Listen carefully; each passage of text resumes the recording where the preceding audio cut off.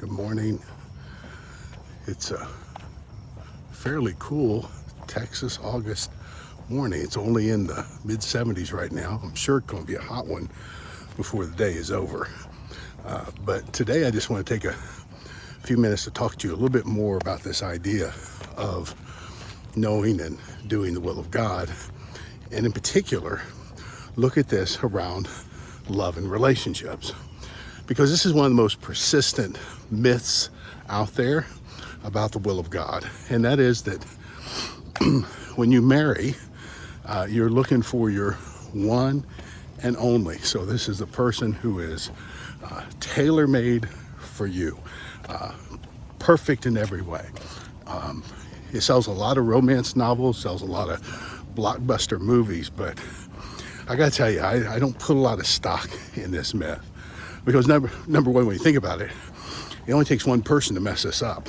You know, if there's one person who's destined for you and they're not following the will of God and they marry somebody else, then I guess you're not going to have your one and only for all life.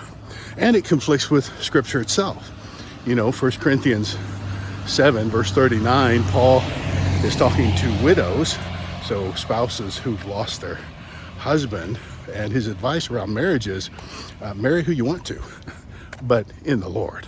So his one caveat is, you know, it'd probably be better if you married somebody who is a lover of Jesus like you. That cuts down on the conflict, especially around spirituality. But he doesn't say go find your one and only, because what would that say about their first husband? Were they not the one and only? And then second, you know, is this person now the consolation prize, or are they the one and only?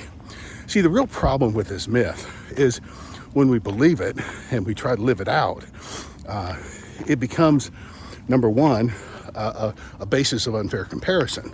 So anytime there's problems in the relationship, we think, well, you know, if they were my one and only, it wouldn't be difficult like this. I wouldn't face these challenges, wouldn't have these problems adjusting to each other, wouldn't fight as much.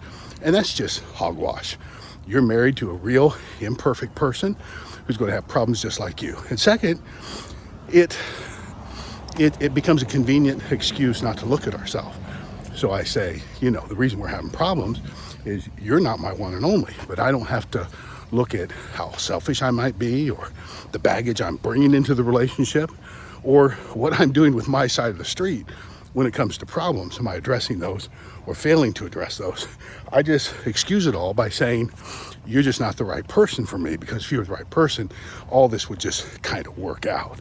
And so you can see that this idea that the will of God involves finding this perfect right person with whom everything will work out is just not true. There was a divorce attorney who said the number one reason for divorce is because people can't reconcile themselves to the fact that they married a human being.